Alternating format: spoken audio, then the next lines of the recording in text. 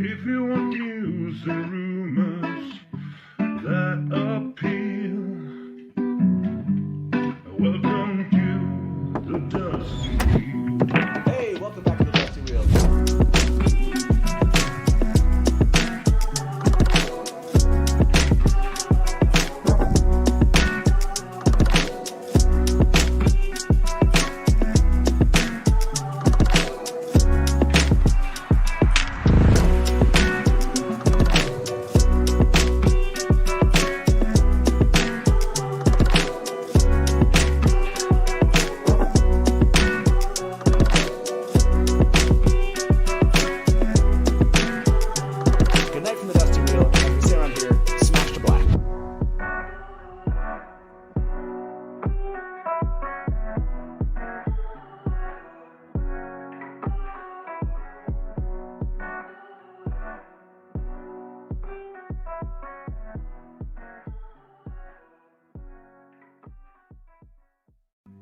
If you want news and rumors that appeal, welcome to the Dusty Wheel. Hey, welcome back to the Dusty Wheel.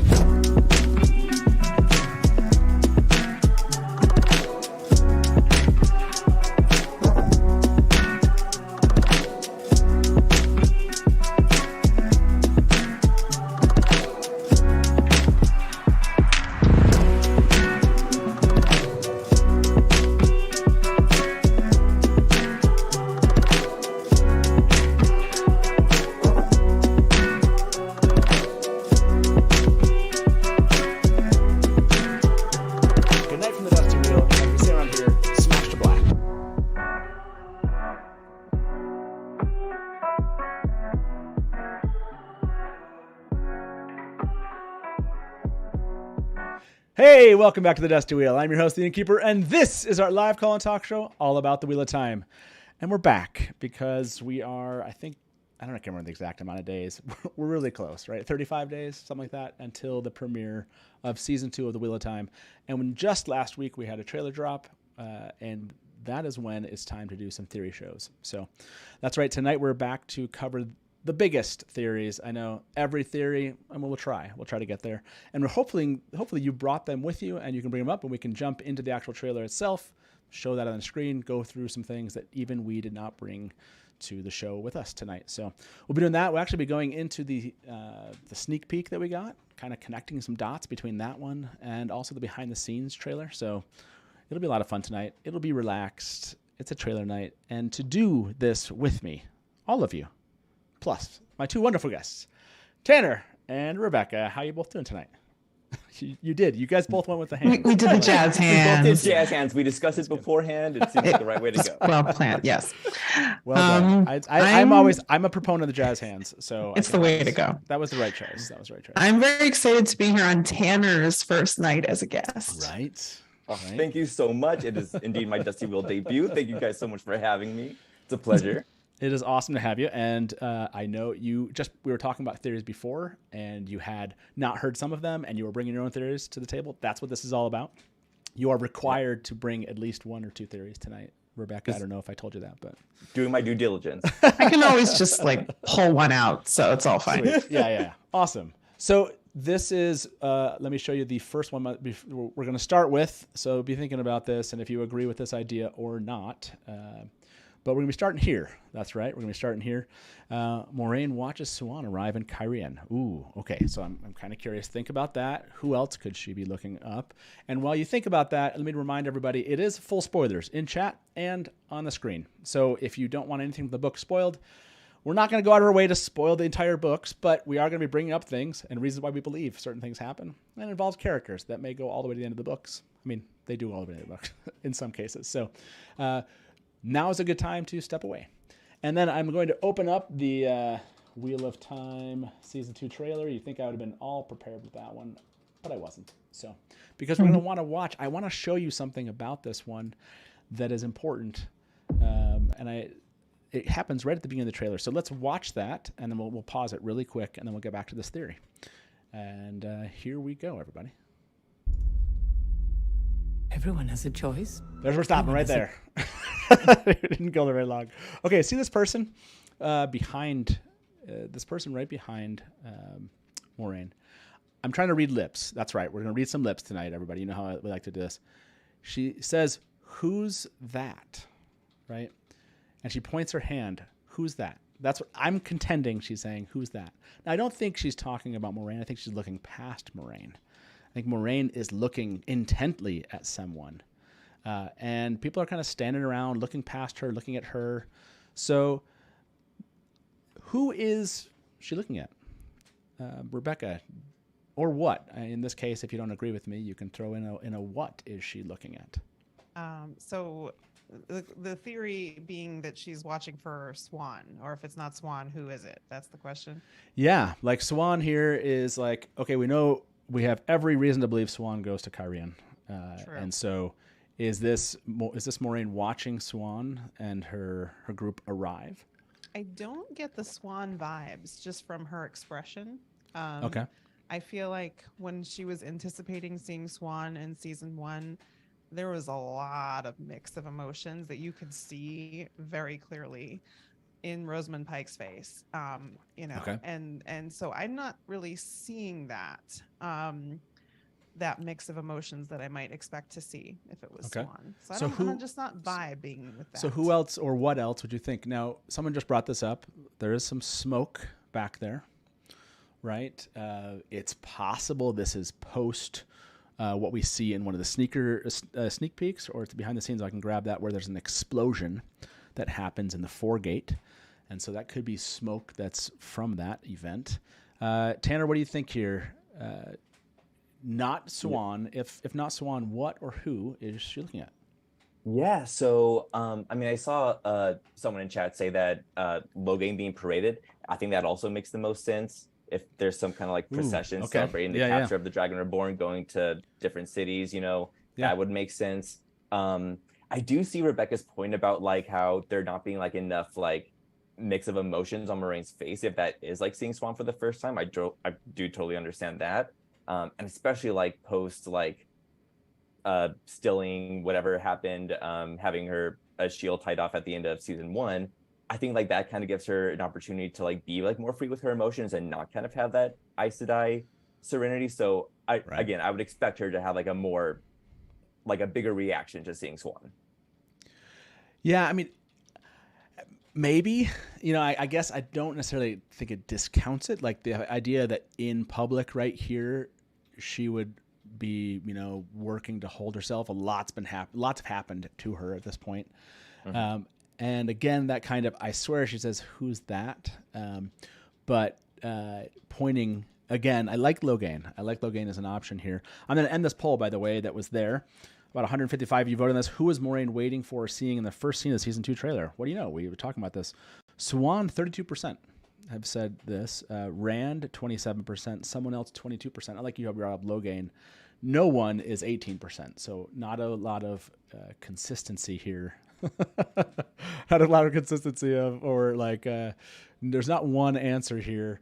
I like the idea of her seeing this is a moment where the Amyrlin seat is coming in and maybe passing, maybe the foregate. She's over here and seeing the bridge, or if there's like whatever the entry gate, I should say, in is.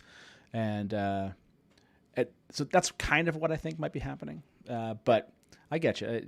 So that was the first one, this kind of initial scene of Moiraine. Is there anybody else where you would say it definitely is not this person, or might be someone else? Logain, we have Rand, and then we have Siuan. Rebecca, are you feeling any of those options? My initial instinct had been Rand, and so I like that she's sort of looking for him. Like maybe she's getting the Taviran, signals that he's around, and she's looking for him. That was my initial instinct when I watched this. So I mean, I could see it being Logain though. It's not a bad theory, but I liked Anna's comment about how she was like battle ready, not lover ready. And so if she's battle ready, like who would she be, battling with? And Rand makes the most sense, I think, in that regard. I like this. Oliver Zero said she's watching Trolloc Puppet Parade. Yes. I think that is It is a good idea. The Trolloc Puppet Parade. I hope it is actually the Trolloc Puppet Parade. That's what I'm all for the Trolloc Puppet Parade. The correct answer, yes, August is coming up soon, Beth. August is almost upon us. And I really was actually hopeful that they would drop Origins episodes, but maybe they're waiting for next What Wednesday. That's what it is, everyone, right? So do you think that's the next poll? Do you think we are getting the missing Origins episodes next What Wednesday? And when I bring up What Wednesday, it's because Amazon has said that they're going to be releasing information about the show every What Wednesday. Yes, no, and I'll say next August. There's your options, everyone. Before we move on to the next, theory here, I want to remind everyone about something we talked about during Trailer Guide On. The WGA and SAG-AFTRA, as you see down at the bottom of the screen, they are both on strike, and it's an opportunity for us as a show to continue making donations. I looked to see how much was raised during our show last time, and I think it was like you guys raised like $500, $600, $700. So I need to go and make that donation, plus the donation that Dusty Wheel committed to, which was a $500 donation. We'll make sure we do accounting for you next week. But please go out and find ways to donate. This is one option, or a great option that we've talked about. The Entertainment Community Fund. This is one of the places where they've said we can make a big difference in the lives of those creatives that are affected by the strikes. And that's not just the writers or the actors. It's everyone part of that creative community that is involved and affected by this. So take a moment, think about it. The strikes are going to affect all the media that we have moving forward like this, all of our favorite shows. And so this is a moment for us to support those who are looking for, a fair deal and better wages with what they're creating for us. So with that being said, it's time to move on to second theory. We didn't arrive. This one is actually going to be a huge topic. I think this one will take us the most time tonight because this is going to touch on a lot of things. So I'm not trying to encapsulate it all in one thing. Okay, everyone. But is this a prophetic dream? Just a dream? Tel'aran'rhiod, or a dream shard? There's a lot going on here. And why we bring up, we'll watch some of these scenes in the trailer itself, but during Trailer Guide On, both of those scenes actually in the show where you can see that on the edges, there's kind of this like blurring effect, both on the wheel shot and on the shot where he's standing on the cliff. Do you both agree that those two shots are connected, or do you think they're going to be happening at different times? That those are two separate dream events, or do you think they are a singular dream event? So I would actually say that the latter, like the wheel one, that looks more dreamlike to me. The former looks a little bit more like grounded in reality to me. They might be related, but I do think the latter looks a little bit more dreamlike. And I didn't bring this up here. I didn't get a good close-up, but the edge, you can see the same blurring effect that you see when they do a close-up of Rand around the wheel. Mm-hmm. Over on the edge, onto the left and the right. Totally does seem like the middle part of it looks like it's actual, like, happening in reality, but I think they've done that same effect. I'll see if I can find an image. If my fellow innkeeper is out there and wants to get me an image of that, I'll go look at it. I probably have it. It's been sent to me last week. I feel pretty confident it's a dream, but I totally get what you're saying. It's not as clear that it is. Rebecca, do you think that one where he's standing on the cliff is actually a dream? I'm definitely not convinced that they're the same dream, even if both are dreams. I mean, they could be. I mean, they could certainly play with the whole, you can just easily like change your clothing in Tel'aran'rhiod, so they could just have him being dressed and then Lanfear or whoever is just like, oh, you're shirtless now. Right. So, I mean, they could do that. But I'm definitely not convinced. Like one moment he's on a cliff and one moment he's on a wheel. Potentially. Yeah. I mean, the one thing I will say to place the first one in time is the coat he's wearing is the same coat he's wearing when he meets Siuan. And my guess is that when he meets Siuan will be the first time he wears that coat, and that scene would take place after. But the coat does come with like a formal pants, it looks like. And what he's wearing on the cliff also looks, what he's wearing on the wheel also looks like him shirtless, but with Yeah. that kind of formal pant, if you will, that I don't think he's wearing, or we're going to see him in earlier in the show. Certainly not all throughout. Yeah. So that's why the So- reason I also connected both of them was just his outfits, at least, were I think similar. they yeah. could be. The landscape is similar also. That sort of like barren. Yeah, when you look at the landscape. barren landscape off to the side, Yeah. I just don't So, think I that we're mean, going to see it could be. Rand actually make it to the waist. I guess. is No, my- yeah, I don't think so either. Unless at the end, it could be at the very end. That I he think travels we there. will have multiple dreams. So that's the only thing is that, I don't know how much they'll do with the dreams, but I think there'll be more than one. Okay, so let me ask everyone out there. This one, 123 of you voted. Do you think we're getting the Missing Origins episodes on next Wednesday? Look at you. That is not hopeful. You're usually a very hopeful fandom, and that's a loss of hope right there. Only 23% of you said yes, and the rest of you were like, no, we're not. I might have the shot here. Oh, there it is. My Innkeeper comes in for the save here. So you'll notice. Oh, let me. People love it when we zoom around here, so let's do it. So you can kind of see this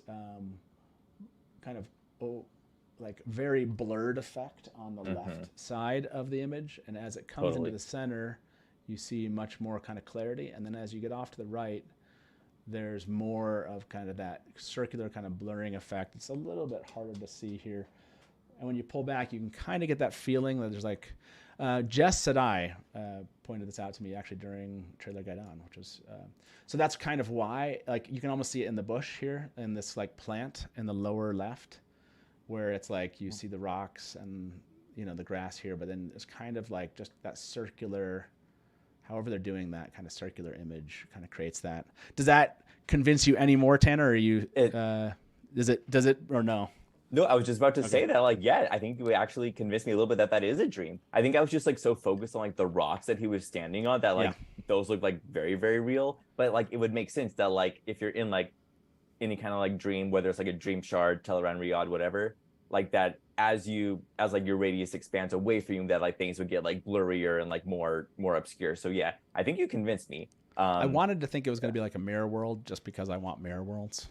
And I was like, hey, well, maybe they're going to give us a mirror world. And I just don't think they're going to give us a mirror world. So, I mean, it Dream does feels- match the description of mirror worlds, though, like the does. blurring I know. at the peripheral. Tone, yeah. So I know it does. Yeah. People are complaining about my audio. I'll try to stay close to the mic, everyone. I just get excited about these theories.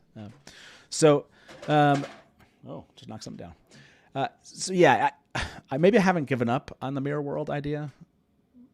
Mostly, there's a little bit of hope. I'll hold on to it. You need to see Selene, damsel in distress, being chased by Grom, and again, like that. I feel like that dream. They're using that kind of. I don't know. They put Rand on the wheel, and the way they kind of zoom in, zoom out. I don't know if they're actually going to use that shot in the show. It kind of looks funky, but it feels more dream-esque, I think, than it feels with. Than it feels like Mirror World. So okay, so. Both of those, but I heard you kind of say maybe they're both separate events. So let's talk about specifically. I think they definitely could be the same, but I think we can go with them being separate because I know you're both going to want to talk about. And Innkeeper, if you're out there and you have a shot of Rand on the Dream Wheel that's closer than this one is. I made one today, actually, and might send myself this. But, okay. So, Rebecca, Rand on the wheel. Let's just talk about that part of this image. I saw this amazing theory out there today, and I want to bring this one up and have you both comment on this. Egwene, we know Egwene sees, or at least in the books, sees prophetic dreams. And the idea that she might see Rand look out over the waist, or that she might see Rand tied to the wheel. She's seen Rand in chains before. It's not unrealistic that she has a prophetic dream that he's actually tied to a literal wheel, right? There's some symbolism there. I like that idea. And then he maybe is in danger from the Shan-Chan or what this person is. And so Rand is alive and he's in danger. I like this as a prophetic dream. I also like this as Rand, that Ishamael, we know Ishamael does this with Rand, could be doing the whole like getting into his dream or a dream shard and intimidating Rand about kneeling to the Empress. right? Kind of pushing on him, like making him either afraid of the Empress or trying to push him where Ishamael wants him to go. Same thing with Lanfear. Could be doing the same thing, warning him about the Seanchan, or leading him towards the Seanchan. Do any of those three, for the two of you, do you like any of those as kind of what this is, or is there a fourth option that you've come up with where you think this is more likely? I mean, honestly, like all of them, to be honest. Like, I would not be mad about any of these options, just in terms of what it would mean. I hadn't, it's funny, before seeing this, like, hadn't given that much thought into like, well, what are they going to show us for like Egwene's dreams? Because you're right that this season they'll probably start to show that, and certainly the wheel situation I do think fits with what we might see from Egwene's dream, where things are sort of symbolic, right? Like, she sees people that she knows in some sort of odd situation, but there's symbolism to it. So I think that could make a lot of sense. And it might even explain like why we see that figure that looks pretty Seanchan like, very similar to Surath's silhouette, at least. It would make sense, I think, for it to be an Egwene dream. But I also, I do like the idea of Ishamael and Lanfear, or either of them, using dreams to try to get to Rand. I think if it just in terms of like vibes and similarity to the books, I think Egwene's probably matches the most closely. But I wouldn't dislike any of those ideas potentially. Ooh, Tanner, where are you at? Do you have one that you like more than the others? Do you have another one that you would throw out there for that explanation? Yeah, so I mean, I agree with Rebecca that I wouldn't be mad at any of those. I do see the argument about it being like one of Egwene's prophetic dreams. I think what I prefer though is that it's one of the Forsaken, whether it's Lanfear or Ishamael. And we do have confirmation that like Ishamael seems to be like working with like the Seanchan, and we do see like a Seanchan like person kind of standing in front of Rand at the wheel. Yep. And I think that kind of like the whole Lanfear and Ishamael both are kind of like, their argument towards Rand is that like, you are a prisoner of the wheel, and we are able to like, we want to help you like break out. Also, like, by the way, can I just say, Rafe Judkins really said that like subtext is for cowards by like literally like binding like Rand to the wheel, like like no subtext at all. But yeah, so I think so that's why it makes me feel like that's more of like a Forsaken-y kind of like argument to try to convince him to like break himself free from like the supposed like chains of the wheel. Okay. Yeah, I like, I mean, because it could be a Rand dream, right? Yeah. Like, it doesn't have to be. That's what I'm assuming, honestly. And I'm going to say that these are your four options, everybody. What's happening with Rand on the wheel? Prophetic Egwene dream, Ishamael messing with Rand, Lanfear messing with Rand, or Ram dream without Forsaken. It's hard to believe it's not one of those four. Argument? Can we add in a meta argument for which one it might be? Okay, what's the meta argument? Because the meta argument is that the Tweeter of Chaos was teasing the Innkeeper here about things in the trailer that you didn't necessarily love, and this was one of them. There was like there was two other things that you called out. This was one of them. You brought this up. Yeah. Let me. And so the Tweeter of Chaos was like, we predict that the Innkeeper is going to change his mind on one of these, and so I'm assuming that Lanfear has something to do with one of them, because that would explain the prediction. Ooh, you did. So people should have heard this argument before. Right, I know. So this was the most obvious Lanfear potential of the ones you mentioned, although I can't remember what the other ones were now. But this one I thought, maybe they're saying Lanfear had something to do with this. I feel a little bit bad that I had forgotten to mention that in the... Okay, I'm trying to look for the reply here. Shoot. Oh, there it is. Okay, so here's the context, everyone. So Moiraine, good old Moiraine, said, sometimes afraid I get too positive around here, so let me be negative. The hallway where Rand is swaggering looks like a hospital or something. Not a fan. And also the part with Leandrin being sneaky was goofy for me. Okay, phew, probably going to be positive now. So in that same vein, I said explosion at the end. I think if you go look at that, they just need to hopefully improve it. Trollocs, Nynaeve is wiping out. Hopefully they go back. I know it's a no one's going to see it unless they go frame by frame, but it's bad. And then the pan away shot from Rand on the wheel were the three things I called out. Not a fan. And this is what this is what Rebecca's referencing. Tweeter Chaos said, prediction, the Innkeeper will reverse one of these three opinions someday. Which you did say.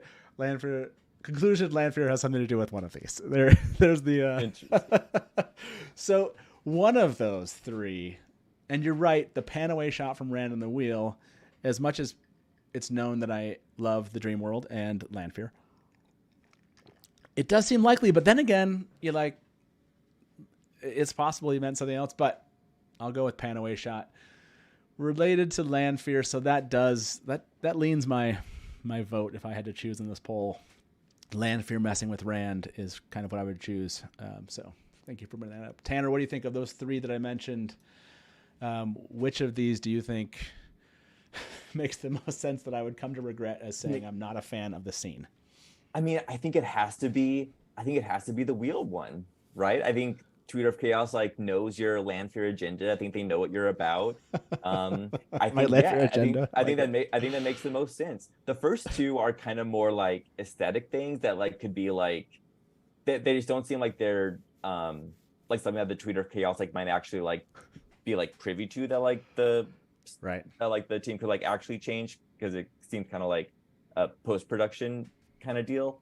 I mean, who knows? Like that, it's very little context to go off of. But I think like the latter one definitely seems like something where it's been like a major like promo shot. I think Tweeter of Chaos would absolutely know like what that is referencing. It's also possible, I just wanted to point out that like that shot is also like, it's very striking. It has a lot of like symbolism behind it, a lot of like very, very blatant symbolism behind it.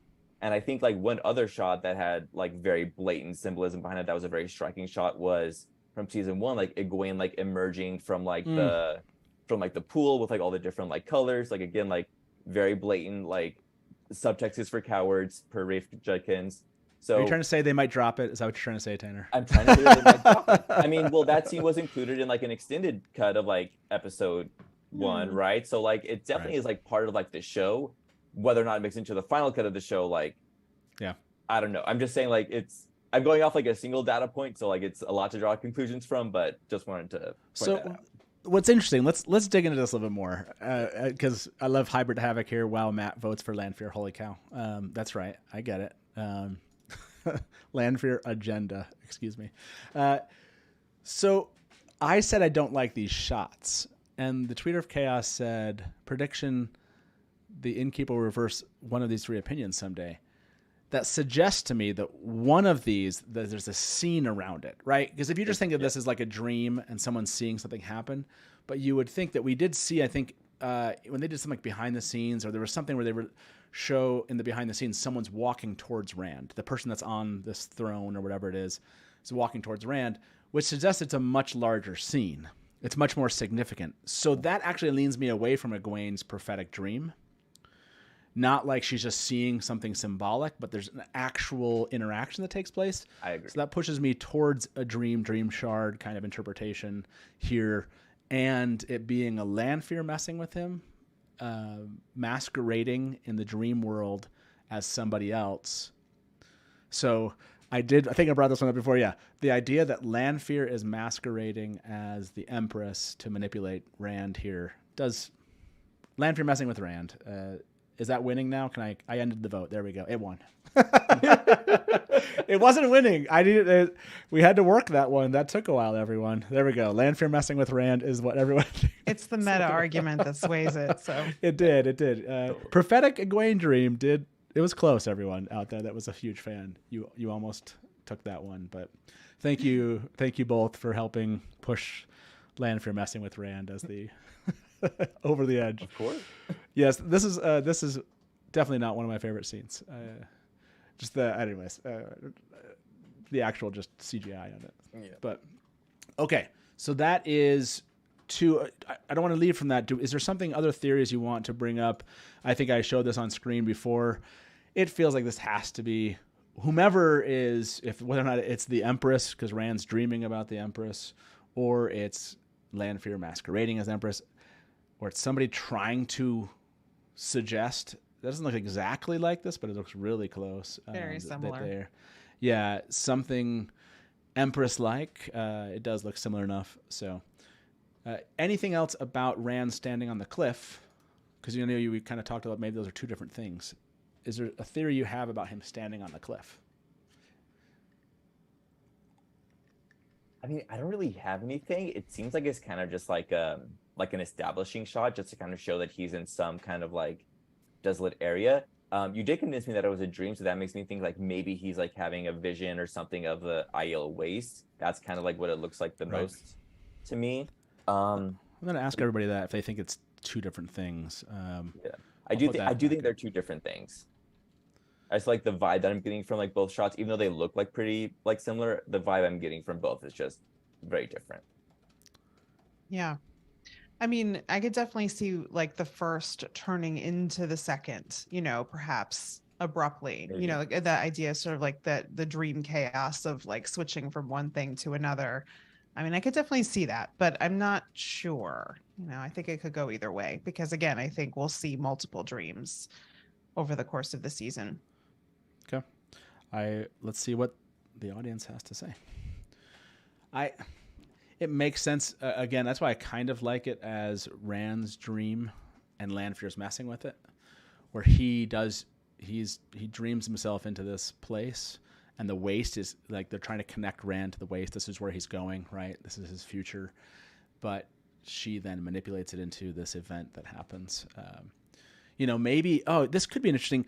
It could be that Rand, because you see Rand with Selene later, we could certainly have this where Rand wants to do something else, right?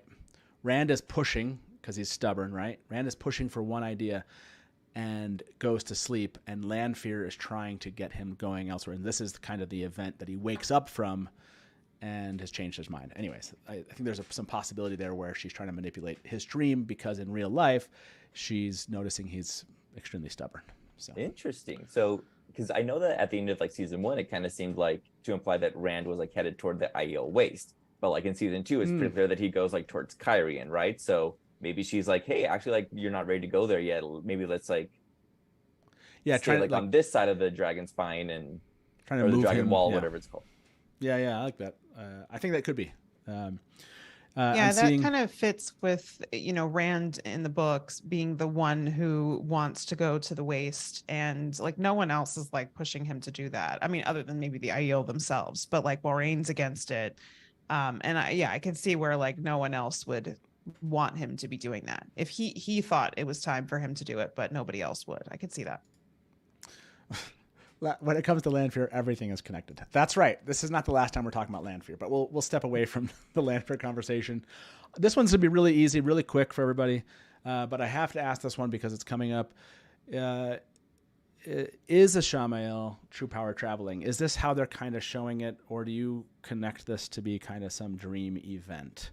Is this a dream, or is it actual traveling, just not one power traveling?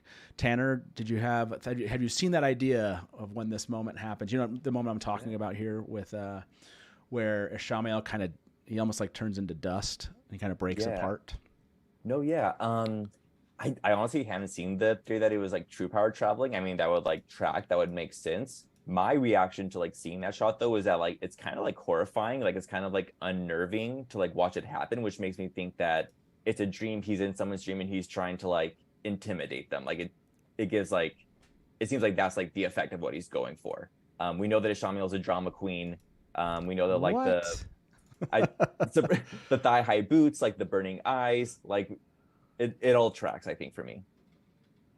Yeah, so there is definitely a dream quality here. People have pointed out this is likely in that same kind of Kyrian. We see in the behind the scenes sneak peek stuff, footage. We see him on the outside of maybe where Rand is staying. The idea that he could be in a Rand dream. We see that moment in one of them where Rand, like his eyes pop open, like he's waking up from a dream. I could see this kind of causing that to happen, where this person just becomes dust. But I like the idea that, if this makes sense, I do like the idea of them subtly introducing the fact that now where there's channeling, you see weaves, but then you don't see anything at all. And it's like, what is he? What is he doing? Without saying it.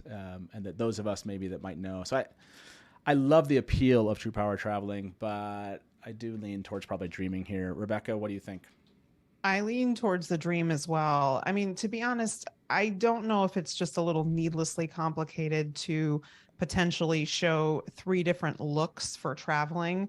Is that something they absolutely need to show, or is that going to be a little confusing for folks visually to see that, you know, in general, across the course of the series, when they're going to want to show that people are traveling, are they going to want to just have a consistent look for that so that people aren't confused about what's happening?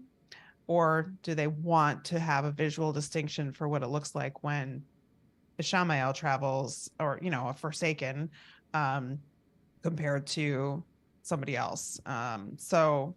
You know, I mean, it could be that. And it's just like a subtle hint they're throwing in there. They're not going to explain it at this point. If that's what it is, they won't explain it, I don't think.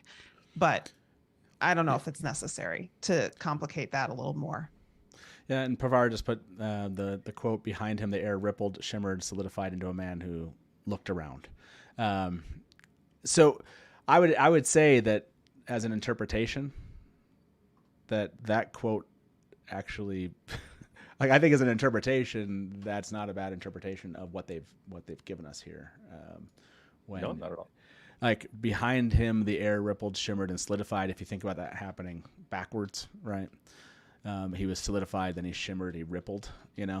There's kind of a rippling effect, if you will. The air behind him here, you know, there's an effect that's happening. Now, that could be shadows also in the air. But anyways, let me ask that. I'm going to end this poll that we have here. We talked about the previous one where we wondered if those two different events, dream events. 63% are pretty confident those are different events. So, and these are all a bunch of hardcore fan freaks. So, who are definitely were wrong a lot about season 1. Like, I mean, it happens to us all. Like, we don't know like how they're writing this thing and plotting it out. We're just trying to match it to what's in the books with our best capabilities. So, is this true power traveling? Yes or no? Okay. And we'll see what they have to say. Let's close that one out. That was an easy one. That one's much quicker than the dream discussion. This one, I don't have the image here, but people have brought this one up, and I think this is a great question. Rebecca, we'll start with you. You all know the image of the Shan Chan, the whole Palanquin, or whatever you call it, and you see that there are 3 Damane in front. And so people brought up that maybe this one right here, I believe, maybe this is Egwene. And I'm adding this image here of Perrin because I want to add a little wrinkle to this. We see the behind-the-scenes footage, or again, sneak peek, I can't remember what it is. We see this moment Perrin kind of shakes like he is shocked, and we see that he's standing at this point. But in this image, Perrin is sitting down. In the image that we see him, he's standing behind a bunch of people. So to me, it would not shock me if Perrin is actually seeing that this is Egwene, and that he's seeing that Egwene is there and captured for the first time. Rebecca, do you think that this moment, that Egwene is part of this group and is one of the Damane in that shot? I mean, so on the one hand, I do love the idea of Perrin seeing Egwene as a Damane. The thing that would be, I guess, interesting about that happening is that I don't know if you'd need Perrin to first have a scene where Perrin first sees any Damane, just so that he knows what a Damane is, so that when he's then seeing Egwene as a Damane, he really fully understands the context of what that means. So I don't think this is going to be Egwene. As someone commenting in chat, for this to be Egwene, she would have had to have, I think, been Damane for a little while in order to be like trained enough at this point that they would put her there. So like it's Aerith's Honeycake saying she wouldn't be trained enough to be in front of the High Blood like right away. Like they'd want to, like, I mean, look at the shots of her where she's like devastated in the collar, right? Like we got to get through that before we could, maybe see her in a situation like that where she's outwardly calm. So, this would have to happen kind of later. I mean, it's possible. But because I'm thinking about like, okay, so Loyal is in this scene. This is probably the scene where Loyal ends up getting captured. So How late can this scene be if we then have scenes later of like Loyal being with the Shan-Chan? And so I'm just not sure that the timing would line up if we take all those things into consideration, that Egwene would be a Damani already in this scene. But at the same time, I think emotionally, I could see there being a huge impact of Perrin witnessing her as a Damani at some point. And so I do like that. Yeah, I mean, this scene definitely, I think, this scene that we're seeing right here on the screen in the trailer happens before, I think, the other screenshot. They're actually defending this village, right? Agreed. So they're defending it, and then you get the other shot. Right? It's like the next day when like they're subdued. Right? Yeah. And so Loyal's there, Perrin's there on the ground, and then you have Uno on the ground here. We see two Damane, but I think you're right, which is, oops, sorry. I increased the size of the wrong window there. There we go. It does seem like these two Damane here that are in the back. This is a kind of light hair, and these are two dark-haired Damane. And we see in that image, or in the video, we do see two dark-haired Damane. So I like the idea that it could be, but now that seeing this close up, it's an interesting idea, but I would say I also agree. Tanner, do you think it's possible that Egwene's there, or do you believe no, it's too like the dates, the timing which wouldn't match up?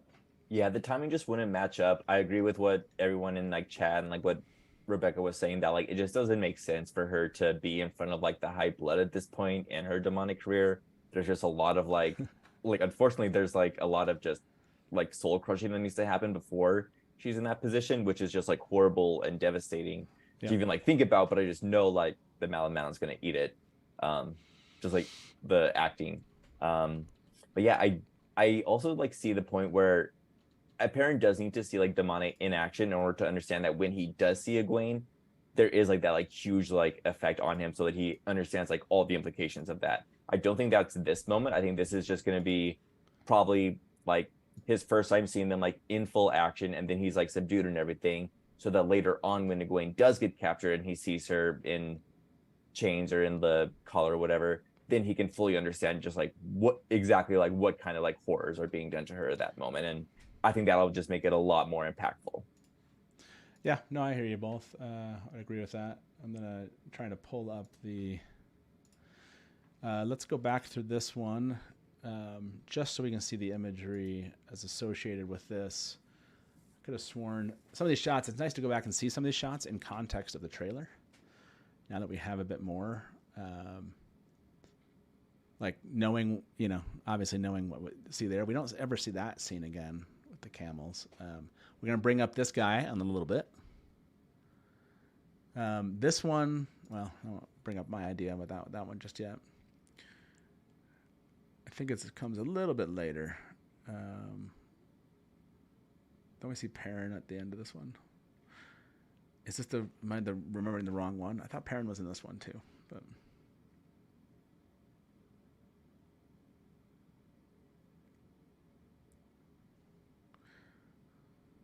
Now I'm like, shoot, did I go down? We want to come back to that shot. Of course, I did the wrong one, didn't I? Because this seems like we are seeing another night battle here.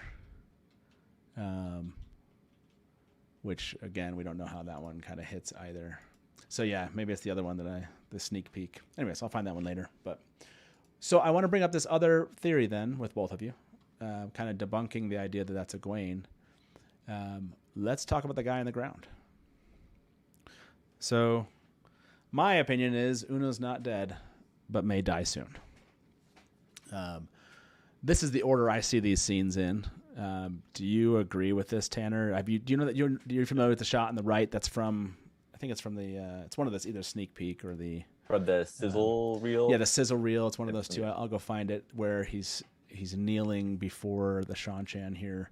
It looks in the same village, and then we see what we think is Uno on the ground here. This would suggest the one on the right suggests not dead, on the ground here to the left. Or do you think that this is backwards? These two are not, or that's not Uno? So, I mean, I do think they're both Uno. My instinct would say that like the two are flipped, and that like him like kneeling is like right before he gets got. I just can't imagine like Uno like watching his tongue in front of like Shan nobility and getting away with it. right. And I think that would just be like a very effective way to like show that the Shan like mean business, and just like how much they value like respect, and like who's allowed to speak to whom, because I'm sure that he's speaking to someone he should not allowed to speak to, and probably using some colorful language. So I imagine that he would probably make a pretty good example to set for everyone else. And I think like as fans too who like love Uno, I think it would be a devastating loss like on our part to see it happen. But I do think that's what's happening. Ooh, yeah. I mean, Rafe brought this up last season, didn't he? And people were really upset when he's like talked about killing like people that beloved characters, fans, or something like that. I don't know what the exact quote. If someone wants to find the quote out there for me about Rafe and killing characters that fans love, or something to that effect. Rebecca, do you think that while those shot on the left might not have been Uno dying, do you think Uno is going to survive season 2? Well, I'm just going to put it out there that if anyone has made the mistake of putting footage into the show where Uno is dead, it's not too late to correct the mistake. Nothing has aired yet. I'm just saying. That's a good right there. That's well said. We'll come back to that in just a second. Is this true power traveling, the one we saw with the Shamael back then? 50-50. People are actually more split on that after seeing chat. I'm actually surprised that one was split. Is Uno going to die in season 2? You see that shot from Perrin, and that kind of came up when this came out, when the sizzle reel, whatever it was, came out. And then we see that he was knocked down, and we know kind of what precipitates maybe what's happening in that scene. So now seeing him on the ground once, and now like seeing him before the Shan, I don't know. It feels now it feels a little more real that is a possibility. Which for book fans, we're all like, well, now I got to watch to find out if Uno lives. Like, would they really? To Rebecca's point, would they really be this, right?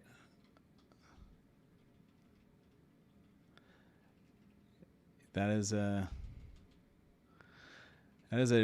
very upset parent. If that's not Egwene, seeing Egwene, certainly seeing someone that he cares for. Now that could be they're holding him, but it almost looks to his eyes there like he's about to tear up. I agree. But you just see Uno right here. So it's the nighttime fighting. It's like, is the nighttime fighting, does it finally end when the Damane arrive? Like they're just fighting the soldiers. And so this is like this is actually before this moment with Perrin. Anyway. This is, by the way, a live call and talk show, even though the number's a little bit covered right there. You can give us a call, 1-313-825-5968. That's 1-313-825-5968 if you disagree or agree with any of these theories. And you heard me, Village Mattress. This is a live call and talk show all about the Wheel of Time. And we have plenty of theories to still go. Thank you very much, Go Brother. Uno, Shan or no threat to Uno. Uno will nap for a bit, totally throwing shade at Suroth. I like it. So that was kind of a depressing discussion, right, of potential death of a character, a beloved character. But yeah, this is because I just heard this one come up so much during the trailer, like the one on the left is dead, and I was like, well, I don't think so, but I definitely think it's Uno. But that doesn't mean he won't die. Okay, we'll ask that question. So This one covers a lot of different topics. We're going to jump into this one, but I just thought it was funny to say this, that the theory is Rand has breakfast with Logain. That's right. And I just connected these shots. So we see Rand in this coat. At first, a lot of us, when watching the trailer, thought he was kind of cat crosses the courtyard thing going on, where he was going to walk in and talk to the Amyrlin, but he's dressed differently in the discussion with the Amyrlin. But he is walking down a corridor towards the door, and there's someone in blue, perhaps a warder, whose Aes Sedai is inside this room. Maybe this is where Logain is, and so the idea being that he is on his way to meet with Logain. And we can talk about theories around what Rand's doing in this corridor and the discussion here with Logain and Rand. Do you think that's what's happening in this part of the scene here, Rebecca, that Rand's on his way to meet with Logain, or do you think that somebody else is behind that door? I think it makes sense that he may be going to see Logain. I mean, obviously the outfit that he's wearing is the same.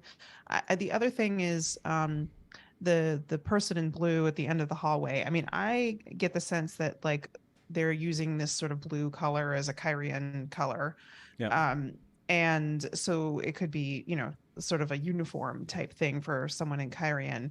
I don't think the place that he is, it's not as fancy looking, so he's not necessarily in like a palace here. Right. But again, that might make sense for wherever Logain is. But I feel pretty confident that like when he meets with Logain, that they're in Kyrian, the way that they're dressed, that's sort of like almost kimono like tops that they're wearing. I think that's sort of that has that Kyrian vibe that we got from Moiraine's costume. And so I do think it's in Kyrian. I think it's got to be closely connected to when he meets with Logain. And that makes sense to me. And we know it's not Siuan at the other end of that hallway. Yep. And I gotta say that Miss Sarah James said that person in the back, blue is House Damodred colors. I think Rand is in the Damodred clothes. Also read up for my opinion on morning after the party. So yeah, this could be the Damodred Manor.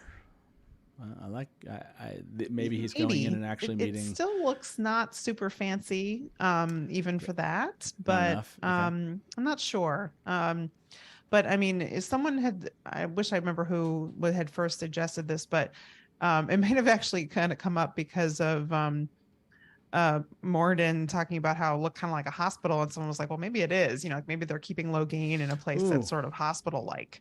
Yeah. And like that kind of makes sense. Depending on if Logain is in Kyrian because they're like, oh, well, let's like put this guy in some place where we can like sort of take care of the gentled guy, or is he being like paraded around to different locations? I mean, I guess either way, it could be a hospital-ish like location. Yeah, absolutely. That could be. I like they are a fallen house after all, Miss Sarah James said. So there's that.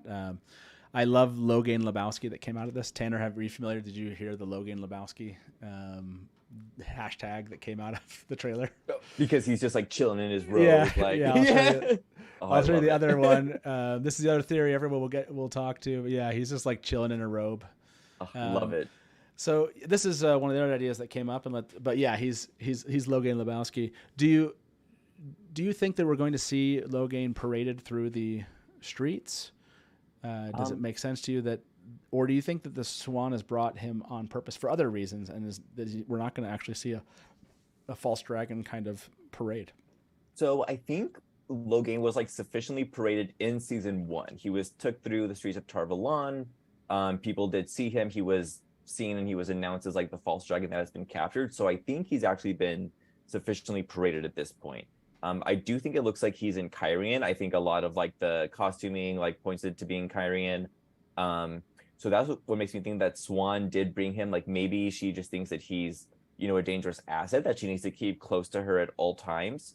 Maybe that's like the story that she tells publicly, which wouldn't necessarily be a lie. But she also has like an ulterior motive where she's like, okay, maybe I need to get and maybe this kind of leans into like where Logain is kind of like a mentor for Rand, where Siuan is like, maybe I need Logain to kind of like teach Rand like how to start like learning how to channel. Like that's like a major departure from like the books, of course, but just based on like the context of like what we've seen, honestly, like there's no context. So just based on like the clips that we've seen, Like that seems like it could be a possibility. Yeah, and let's go to that question of teaching and to this theory itself.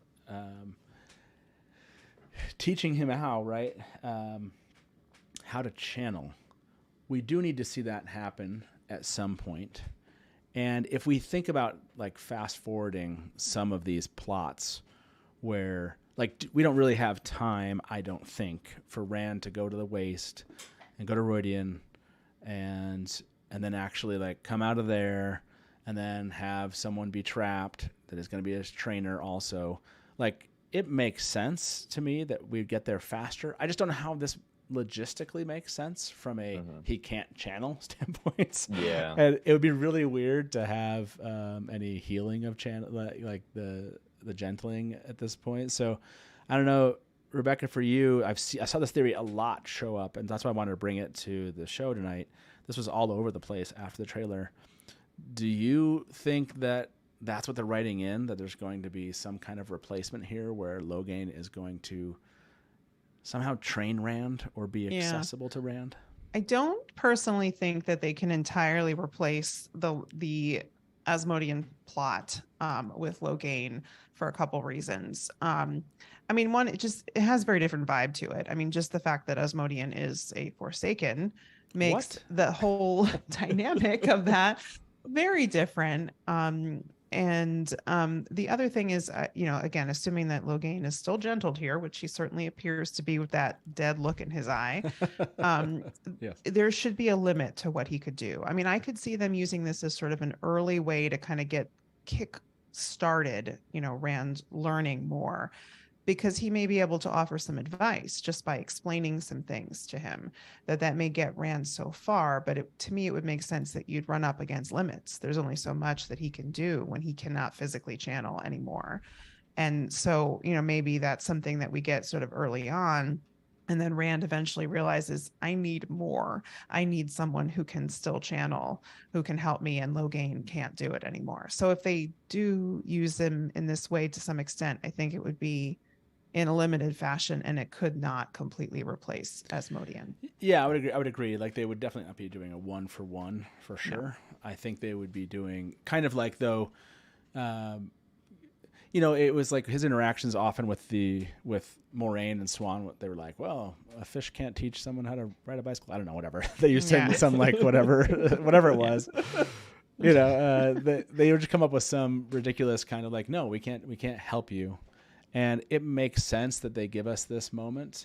Everyone mentioned this Twitch, so I have to show it. You don't see it if you're just paging through these things one at a time, but I love Logain's Twitch here. Yeah. It's such a good moment where if you just don't notice it, like if you go too quickly, just a really well done piece by, I don't know if the director told him to do it or whatever. That's just Alvaro Morte just... I mean, another possibility that I want to mention here is that like they're doing this just so Rand can realize that it's not a possibility, right? Like it would make sense that he'd be like, well, let me try to find the one man I've ever heard of who knew how to channel. And let me try to get something out of that because I need something. And maybe all that does is just show him that, nope, that's not a possibility. You don't get that. That's not going to help you. And so it may go no further than that. It may just be an opportunity to get these actors interacting, which would be a really interesting scene. And for Rand to realize that there's no help there. So that could go that way too. Yeah, no, I agree. And this poll, by the way, is Uno going to die in season 2? There's hope right there. That's the hope I'm used to seeing in fandom. 68% of you said no. The love and hope of Uno.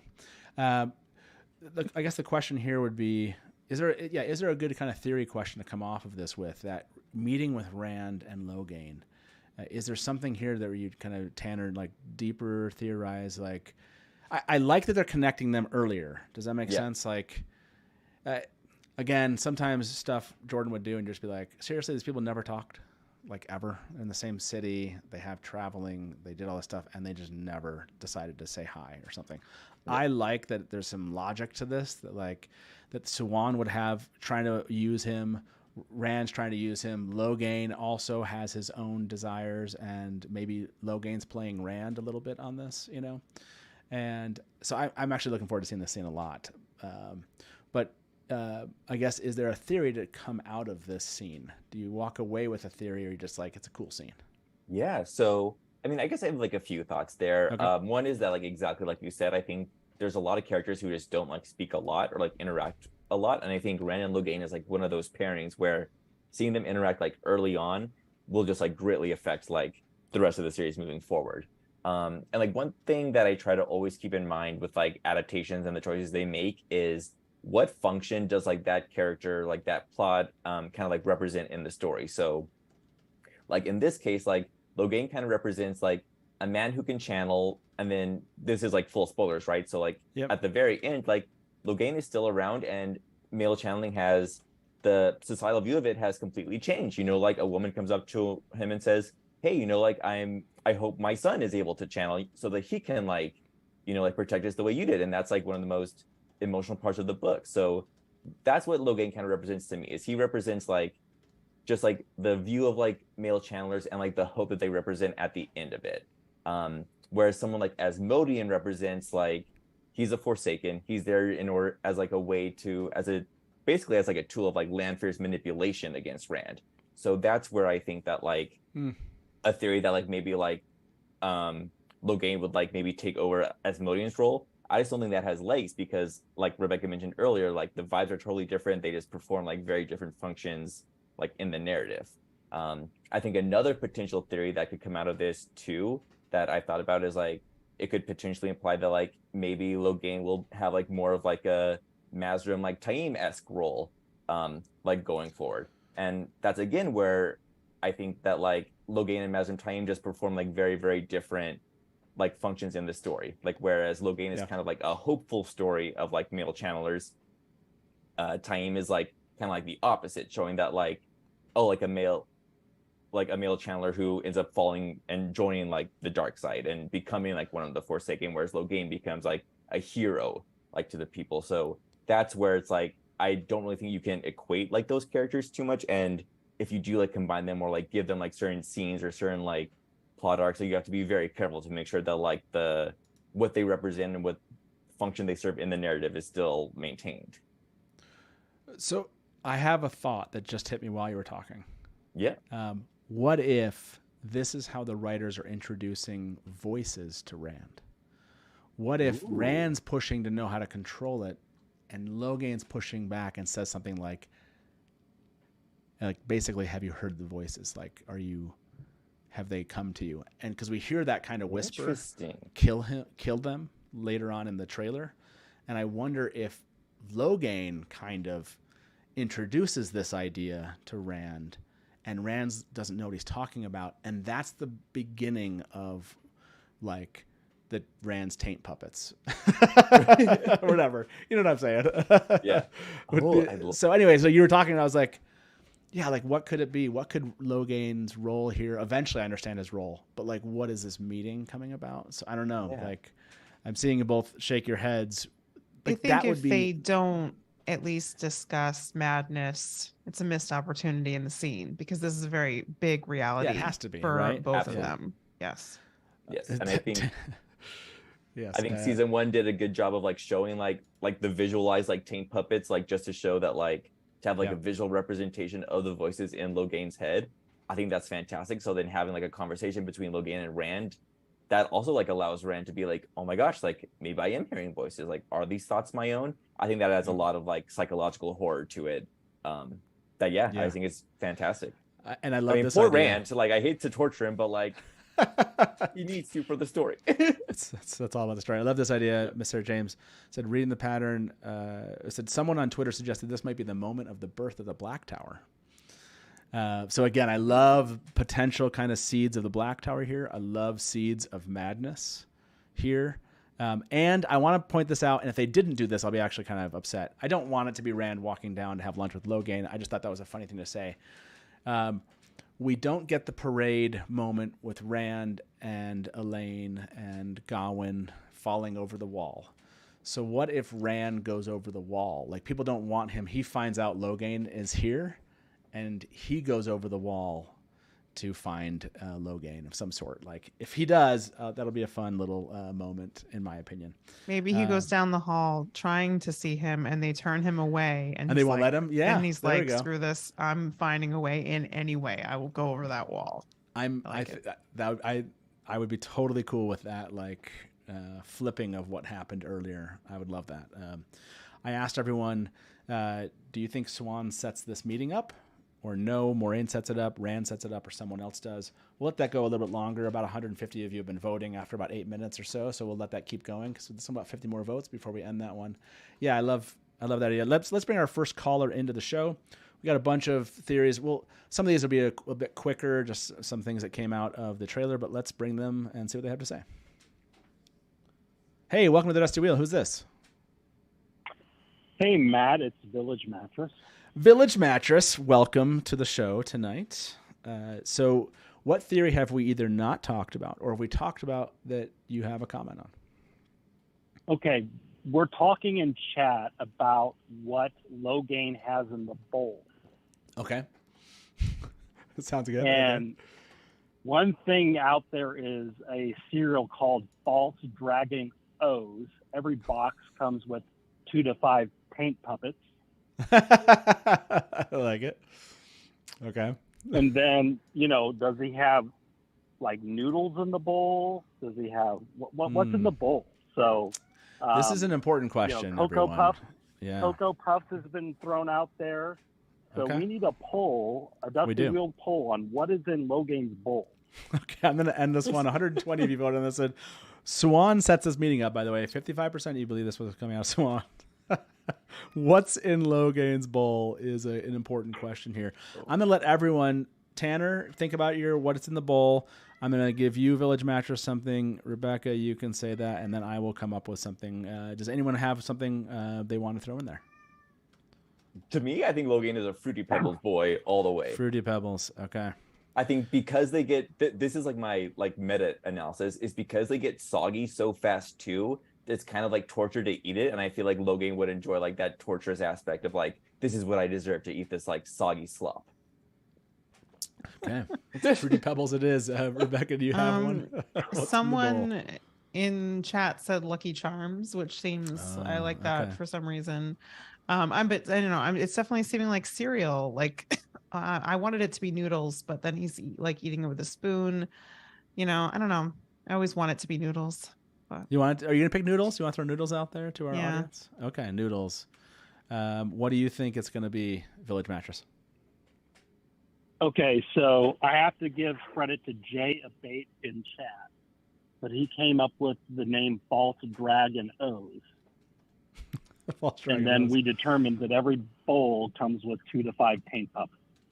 So that's what's in the bowl. You got False Dragon O's, and then you'll have 2 to 5 paint puppets appear. Okay, so my idea is going to be it's actually empty and it freaks Rand out. That's the idea. My idea is like he's not actually eating anything. He's just scooping something, and Rand is like, wow.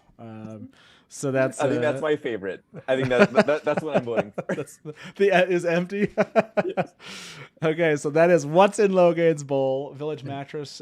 Thank you for bringing us that nugget or that delicious cereal of conversation that you were having in chat. Is there any other theories that you want to bring to bear tonight before we let you go?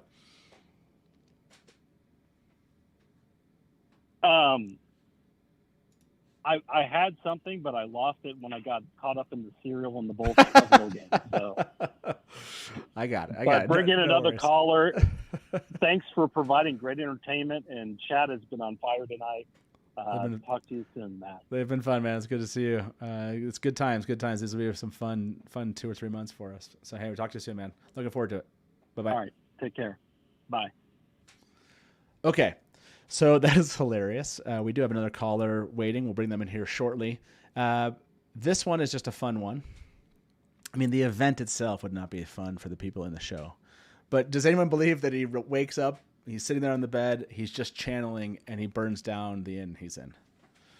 That's the theory that came out of Trailer Got On, which I love, that this is like him not understanding how to channel, basically, and it's just fire is taking down what he's just looking up, and he's like, damn, Does anyone believe that? Do you like this theory, Rebecca? I mean, there's a lot of burning and blowing stuff up if that's the case, because I don't think this is the same one as like the explosion in the wall. Yeah. Or even the same as the four-gate explosion. Like those two could be the same. The four-gate and the wall could be connected. This one doesn't seem like it's connected to that. So I feel like it would be a lot of Rand blowing stuff up. Well, what's interesting is maybe they don't want to repeat that. Do you think that they? I mean, it does seem like, look at him. He looks up here. Yeah. But it's almost like it's going away. But look, it's wrapping. So it wraps this way. Do you think that this is actually the correct way that it happens? Like it's coming from somewhere and it wraps around his arms, and they've just kind of turned it around, and it's actually, because this kind of looks like it goes away, and it's not really. Yeah. You see what I'm saying? Like it makes me wonder if he's just sitting there. Okay, so one thing I have while we're doing this is like, can you tell in this shot if he's got like that blood or whatever on his neck that he has in the same shot where he grabs Moiraine? Because the weaves are similar, and it doesn't seem like it. I don't think he does either, but it's a little hard to tell. Yeah. Okay. There's a shadow on his neck, but as he pulls his neck up there, I don't think. I don't think so either. Okay, I didn't think so, but just throwing that out there because the weaves are kind of similar. What do you think, Tanner? Do you think that they kind of flipped this and it's going backwards, and actually this is coming down from somewhere onto his, around his arms? Yeah, I mean, I think that's totally possible. The one thing I will say is that the weaves do have kind of like a blackness like running through them. That's definitely Sidene. It's definitely Sidene. It's definitely tainted. So that what makes me think is it's definitely like Rand channeling. So like the fact that it's coming from like an outside source wouldn't really make a lot of sense. Yeah. So I do think it's him channeling. I mean, I think that's pretty common for like trailers and like sizzle reels and stuff, right? To like adjust clips, like reverse, forward, like flip, So I think that would make sense. And also I agree that like I don't think this is related to like the explosions in the foregate. I think that would just be a lot. This also it almost looks like a dream sequence to me. I don't know if that's just because it's of the lighting where it's like kind of like dark and like the channeling like makes kind of like a glow. I kind of thought it was a dream at first, but the more I look at it, the more real it looks. Yeah, this one feels real to me. And someone pointed out, Miss Sarah James in chat said sparks drift up, so to me it doesn't look like it's running backwards. That's true. When I run it forward, the sparks kind of go where the direction you think they're supposed to go, and the other way it does feel like, oh, that's a good point. So I just love that he's gonna burn this thing down. Tanner, do you think it actually is like he's channeling fire into something? Because it does seem like it dissipates and goes away at that point. Any thoughts there? To me, it looks like he looks very concerned and he looks scared. So it looks like he's just kind of like out of control. Like he really can't, like he doesn't really know like what's happening. It looks like he's like this channeling is happening and I just have to accept it because I don't know how to stop it. That's what it's looking like to me. Like if he takes out the inn, it makes a lot of sense why he's like, hey, how do I control this? Like there has to be something that happens, whether or not he burns down this inn. We must see him do something to then, and something in a way that he would want to control it, right? Whether he's a danger to himself or to others, more exactly. likely. And that's why I kind of like this theory is like burning down an inn and almost killing people and having to run basically and hide because people are like coming after you would make you want to control the thing that, burned down the inn. By the way, what's in Logain's bowl? Fruity Pebbles got 18%. Noodles got 9%. False Dragon O's got 19%. And it's empty. Freaks Rand out got 54%. Look, honestly, this is what happened. I was like, I don't know what cereal. And my brain was like, what if you don't have to say a cereal? What if you just said empty? And I was like, yes, that's my answer. It's empty. That was your own taint puppet talking to you. That was my own. It did. It talked to me, and good taint puppet reaction there or answer. So let me ask everyone in chat. You're here to vote. Does Rand burn down the inn? Yes or no? I like it. Okay, so this was some of these just came up and people that watch trailer got on and be like, oh yeah, we talked about this one before, but I want to dig into this and and ask you both if you've heard this, and then kind of what your thoughts were. So Tanner, I'll start with you on this one. We see the scene with Selene behind Rand. I did look at the weaves. I'll find this. I looked closely at the weaves. There is a portion that definitely looks like Sidene, but then it definitely could also be Sidar at the end. Like, I think it could be both. And this was the question of like, who's channeling? What are they channeling at? And people brought up, okay, this would be like maybe he's defending kind of damsel in distress, although he doesn't look scared in this. Like, he doesn't look fierce. He just kind of looks dead-eyed. And so the idea of it being the Chodan Call is a really interesting and compelling one, because I noticed they also do look like they're by some kind of settlement behind them. If you go back and look at the image, there's kind of some lights, like there's a town in the far background away from them. So I'm going to find this. Yeah, what were your thoughts coming out of that section? Do you think they've actually given us the Chodan Call and Rand's having a moment and Selene's kind of freaking out? Or do you think this is like the Gralm-ish moment where Rand's protecting Selene from something? Yeah, so I think if it was the Grawl moment, I think Rand would definitely like look more concerned, because he seems pretty like reserved and, like you said, like pretty like dead serious. I think I like the Chodan Call theory the most, actually, of what they're looking at. And she's kind of telling him like, hey, like, look at this giant object. Like, if you could access that and you could use it, you could be like super powerful, dude. And I think that's essentially what she's trying to convince him of, is just like, you have like all this power available to you. I can help you with it. As far as like who's channeling in the image, it definitely like looks like Rand. It looks like Sidene. You can see kind of like the taint coming through it. My first thought would be like it's Lanfear compelling him, using compulsion on him. The more I look at the weaves, the more it looks like Sidene. So I'm a little uncertain about that, but I do like the idea that it's the Chodan Call, and she's using that as just like another way to, kind of convince him that like, hey, like, you have all this power available to you, and the Aes Sedai are keeping it from you.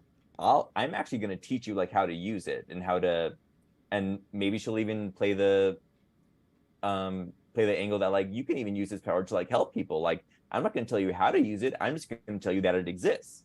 Of course, she'll still be there like pulling strings and everything, but yeah, that's kind of what I'm thinking. That's an interesting idea. I had never thought about that. Do you think, Rebecca, this idea, do you think Rand will reveal that he channels to Selene? Do you think that like he'll maybe have to explain himself, like, because he does something and he's like, and that she kind of tries to insinuate herself on this, like, no, like, this is not, she doesn't reject him for it and actually kind of encourages him towards it. I don't know. That's an interesting idea. Happening. I could definitely see that happening. Just to kind of move these conversations along a little bit, because it's all kind of oblique in the book, where she's obviously encouraging him to channel, but like, it's not open. And I could see them definitely just cutting right to that, and her encouraging her him, knowing and pushing him. So like, could. I would much prefer that, I think, than this whole idea like, hey, how are you going to help me? I don't know. How are we going to get away? Maybe just try really hard or something. And they might have to, if they're not doing I accidentally used this portal stone and I don't know how I did it. If they're not doing that, then they may have to just cut to, he reveals that and she's direct about it. I could see that happening. Yeah, I mean, because they're certainly aging that up, right? The little tender moment we see them have, as they say. Yes. You do see, by the way, you definitely do see that, like, around his neck, you see Sidene. Yeah, I mean, so I was looking at this and I wasn't 100% sure. I mean, I think you're right. I do think it's Sidene, and I can see some parts that could definitely be taint. It's just because it's dark at night that it's like, it's really you hard. can't be absolutely sure that those dark parts aren't just like dark background, but I think it's him. But I at least have a little bit of a question mark on it, because in some shots it doesn't look like there's much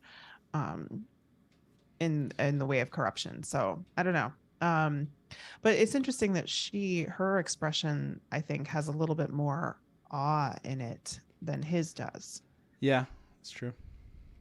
For sure. Yeah, and I think the going around his arm kind of makes me wonder. So anyways, that's this one's hard. Like you said, it's dark, so it's hard to see. The weaves are like sort of possessive of him. Yeah. But then I was like, okay, but if it was her, like, would she reveal that she could channel? Because that's the other thing, is in order, I mean, like, if she hasn't revealed that she can channel, would they do that where like they're showing the audience her weaves, but he doesn't know that she's weaving? Because that would be kind of interesting, creepy, but I don't know if she would do that. Yeah, I think of the Glory Rand is definitely one of those. By the way, does Rand burn down the inn? 62%. Love the idea. Let's ask what the audience about the Choden Call here, and let's bring our next caller in. Is Rand? What do we call it? Connecting with the Choden Call here, something like that. Choden Call here. Yes. No. He's defending Selene. And it's something else. Okay. We'll ask everybody that. Okay. Now we'll take a moment again. For those of you, again, we have a caller. We're bringing them in. Just a moment at the bottom right-hand corner. Just want to remind everyone that each one of the streams that we do from here on until the strikes end, like any donations, any of the super chats you throw in, we'll end up sending that money to the Entertainment Community Fund on behalf of the writers, creators, and other professionals that work in the industry that are in need of help during the strike. And we'll continue, again, encouraging you to donate directly. Like the super chats, Google takes a little bit of that money. That's just how it works when you use a super chat. But if you can always directly donate, we'll make sure that link gets in the actual video tonight, the description. If one of my mods out there, I think I saw Innkeeper and others, if you can post that same information we were posting on the chat during Trailer Guide On, please do. And there's a variety of ways to help. If you can't actually put money towards it, there's a number of ways you can go out and help and just make sure everyone knows that you are on the side of those striking. You can make public social media posts, and you can go on both of the websites for SAG-AFTRA and the WGA and actually kind of connect and let them know that you're making public statements on their behalf. All these things help. You can actually go on the picket lines too if you wanted to join them there. So, but thank you if you did take a moment to donate, or if you haven't the ability to, we'd really appreciate it, and they would too. Obviously, I'm not being directly affected by it, but I know we have friends that are part of the industry itself and are, and so I know how important this is for them. So please consider it. Again, I know there's lots of things you can consider donating to, lots of charities, but this is an important one to keep in mind. So let me bring our next caller in and see what they have to say.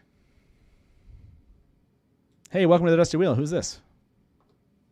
Hey, Matt. Thanks for having me on again. This is Jeremy. Jeremy, welcome back. Okay, so what theory that you've loved from the trailer have we not covered yet? Do you have one of those? Or is there something we've said tonight where you're like, actually, I think something different about that? If I could bounce back to the Logain thing, that'd be great. Okay, let's do it. Are we talking Logain, Lebowski Logain kind of moment? Is that what we're talking about? That's my man, dude. Yeah. Okay, let's talk about it. Go for it, right, and so, I'll find it for you. All right, so I do think that Logain is going to kind of take Asmodean's role. And okay. I loved Asmodean. That was one of my complaints, actually, with the books was that wasn't either fleshed out a little bit more. Like, I was hardcore on the Asmodean is going to kind of turn to the light side, and then he was just gone. And I was like, oh, man. So, the show, only has so much time that they can do stuff. Sure. And with so many Forsaken, I feel like Asmodean kind of came and went so quick that you could pretty much give his role to someone else. So I think that, actually, if I could tie this I'll be quick. If I could tie this back to another theory you guys did earlier, I do think Moiraine has seen Siuan arrive in Carian, but with Logain, but not really like parading him. I feel like, especially after the scene where he's kneeled in front of her, parading him after that would be like pretty overkill, Sure. Like, yikes, man, let the man do. Like, he's obviously like, hold on. But additionally, obviously, so Moiraine is, sorry, I have a cat named Moiraine. I call her Mo. I just think of Moiraine as Mo now. Okay. So she's obviously publicly, banished and all that. But I doubt that like Moiraine and Siuan can't communicate privately if they want to. So my theory is, and I'm pretty set in this, and I'm going to bookmark this video, and I will be calling back down the line if I'm right, because I think I've kind of crushed this. Okay. I think Moiraine and Lan meet up with Rand and Karn, and Mo calls Siuan, however so, and is like, "Hey, Rand is here. You need to come here right now, and you need to bring Logain." Okay. You think the impetus is Moiraine pushing Siuan to show up, like sends a message through the network, and Siuan shows up because Moraine's called her there. Okay. Exactly. Yes. Because dude, she knew. So I want to ask you this. You just said you like the idea of Logain replacing Asmodean in this, and I understand what you're saying, which is getting Rand a pet Forsaken for like a book, right, for a short period of time to kind of help teach him a couple of tricks and how to do some things, warding his dreams, stuff like that. That in the end, and then just he's gone. Like actually looking at ways to use Logain to do some of the things. So, will someone mysteriously kill Logain, and will we get who killed Logain out of this? If you say yes, then I support your theory. If you don't, then I don't support it. What? You only support it if I say yes? No. Dude, only if. Come on, we need who killed Logain. Come on, like I need. If we're gonna get rid of who killed Asmodean, I need who killed Logain. Is all I'm saying. All right. Well, look, you can't leave. I mean, I do like the idea that this is kind of the seed of the Black Tower too. So sure, I just love the idea that we get like something like that. But I totally get why people like this one, and just you bringing that up, which is like Asmodean really didn't. He was important to me because I made theories about him for a very long time. Yeah. But when I think about his impact in the books, it is a very small print. Dude, he's there and gone, and he is. You're right. And I really do like him a lot. I really wish that he had stuck around. It would have been awesome to see a Forsaken like come over to the light, which I was like, oh man, he's dead now. And also we didn't even know who killed him for so long. Yeah, I love it. I love the idea. Yeah. Okay. All right. Cool. Well, and also it kind of adds to like I really do wish that Rand and Logain had more of a relationship or a stronger, one. No, I agree. In the books, I always thought that was a weird thing. Even once they had a relationship, they didn't have a relationship. That was the strangest thing in the books to me. It was like that was like one of the weirdest, unrealized relationships ever in the books. For sure, he's just like, oh yeah, you're Logain, especially when Logain can. We're full book, yeah. Yeah, it was especially when Logain can channel again. He's like, I mean, like that scene. Is it Gathering Storm or Towers Midnight when they're like together and Rand? It's never. It is never a great like. They'd never have interactions that I ever imagined they would. Yeah. Hey, Jeremy, thank you so much for calling in, man. I appreciate you waiting online and for us to bringing back support to that theory. We kind of dissed it and walked away from it, and I like that you brought it back into our conversation. And we will talk to you again soon, man. Heck yeah, sounds good, dude. Thanks, man. See ya. Yep. Bye. By the way, Village Mattress, yes. Everyone sees it on screen. You get credit for who killed Logain. Do you like this idea? If Logain replaces Asmodean, do we have to see the death of Logain? I mean, this is why you can't replace Asmodean, because you need that. And I mean, you can't be killing Logain like that. I know. I just think I want a mystery. We need that whole like who killed who. Logain's that would be. I'm just saying it'd be an interesting one. No, I mean we have evidence that Asmodean is in, so I'm going with it. Do we? When you say we have evidence, what evidence do we have that Asmodean's in? I mean, you mean the statues? The statues. Okay, yeah. There was an Asmodean statue. I mean, that doesn't mean that he's definitely in the show. But no, I hear you. I agree. Okay, so this next one, by the way, I know we're like about the time we normally end. Do both of you have until like another 20 minutes? How are we doing on time? Oh yeah, I'm chilling. Yeah. Rebecca, do you have another 20 or? Yeah, yeah. You let me know. Okay, 15, 20. I'll only take I'll try to be short here. Okay. I don't want to rush totally through these, but I think this is a fun one. I think we have to bring this up. This game did come up in the trailer guide on. Then I heard it come up a lot of other places. And so it does seem like it's catching some excitement, at least, or some attention. We all saw this idea of the flaming sword, and people were talking about, you can kind of see it in this image back here. There's some channeling, and we'll go find this in the actual trailer. I can't remember if it was Jess Sedai that originally opposed this, and then someone, I think it might have been Salia, that posed it again during the show.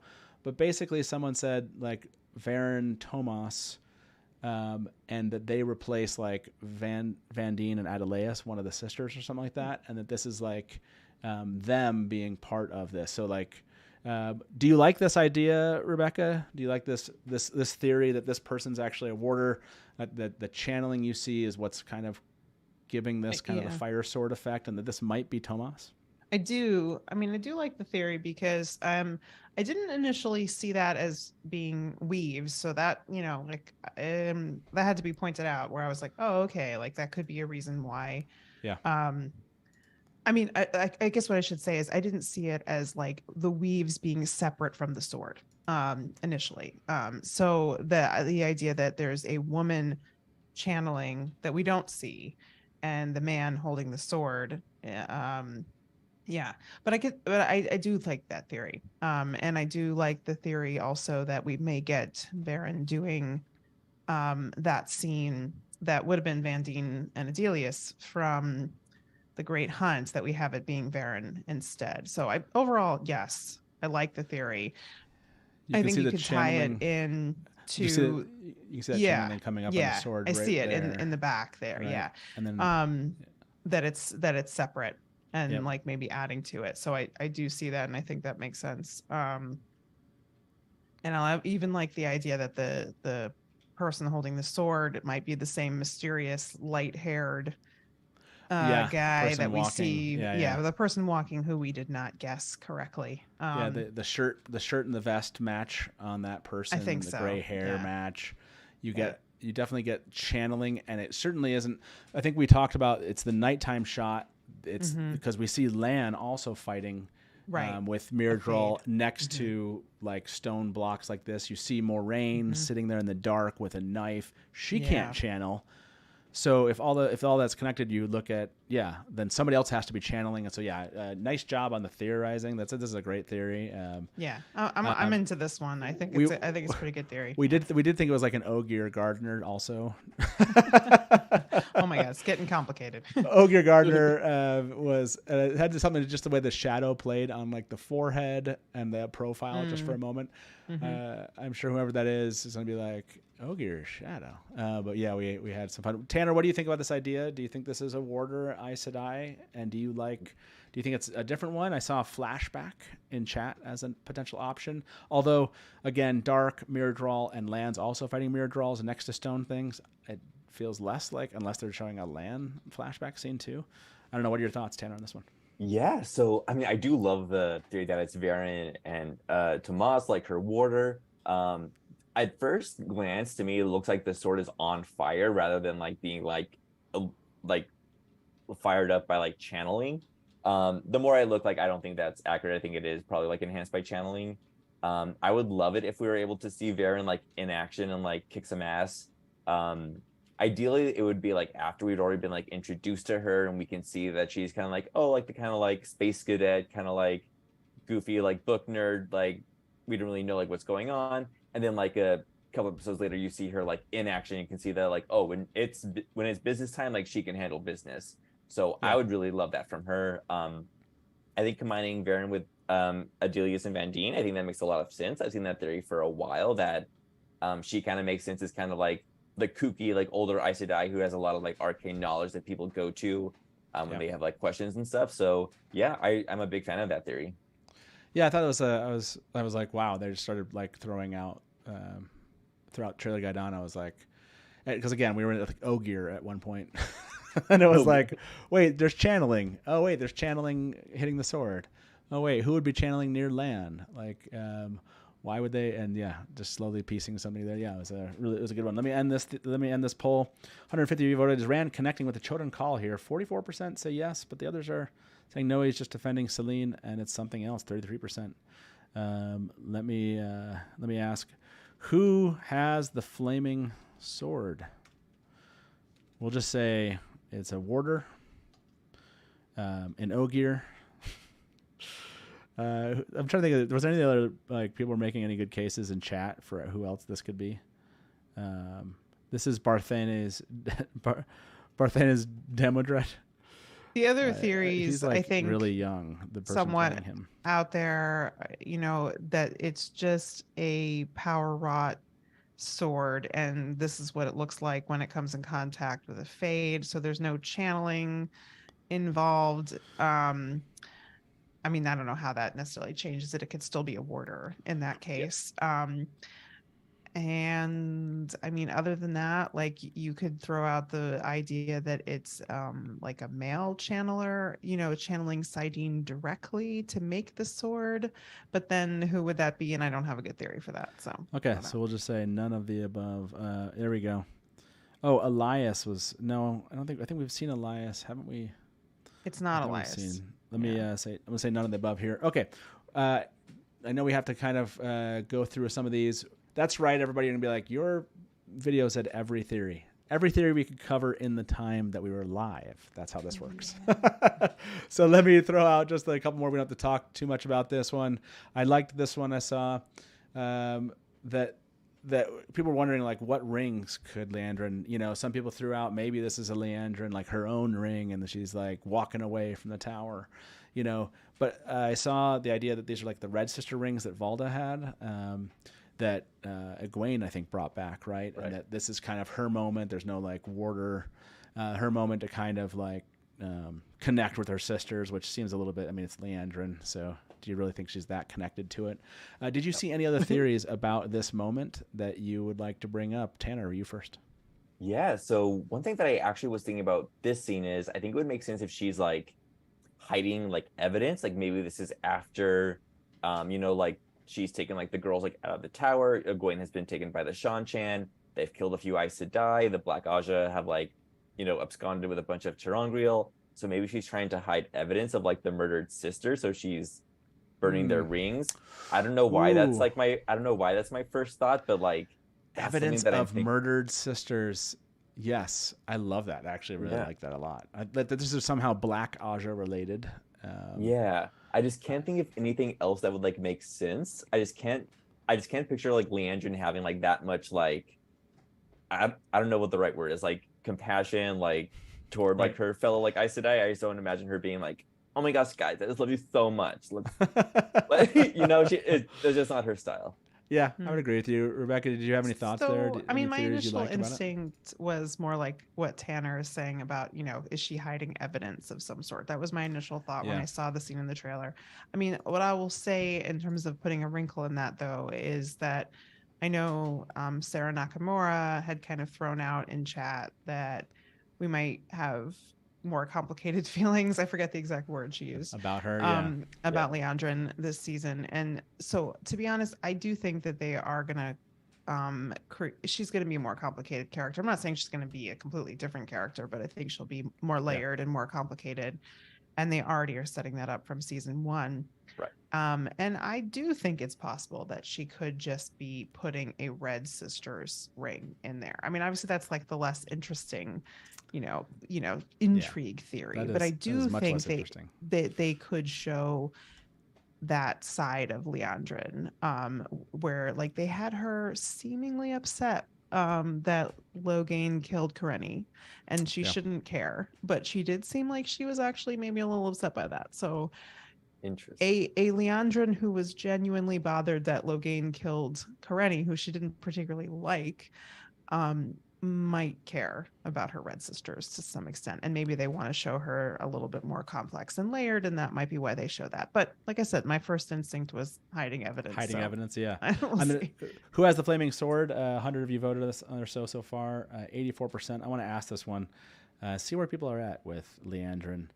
What is Liandrin doing here? I like hiding evidence. That's great. Hiding evidence, memorializing her red sisters. Something else. I don't know. Okay. We'll ask everyone that. And then I just want to just give me some heads up, thumbs up, thumbs down on a couple of these. Do you like this idea? Lanfear masquerading as Moiraine in this moment, or that Rand thinks that it's someone not, that basically Rand doesn't believe this is Moiraine, or are you do you like this idea, or you're like, no, he's just pissed? Rebecca, are you I mean, I could go either way on this. I mean, I do think that you could pull in the Dragon Reborn stuff but you'd have to do a lot of dreams where he's seeing like different people who aren't who they are showing themselves to be in order to do that. Another, possibility that's just a little simpler is, he's in the middle of a dream, this is not a dream, but he's just woken up. He's woken up from the dream. And it really is Moiraine, but he's like, still not sure if he's dreaming or not. Maybe he doesn't even realize that like she's there. Or he's just still like mentally in the dream. I think basically this moment could be used to create doubts in Moiraine about his mental state, even if in fact he's not really that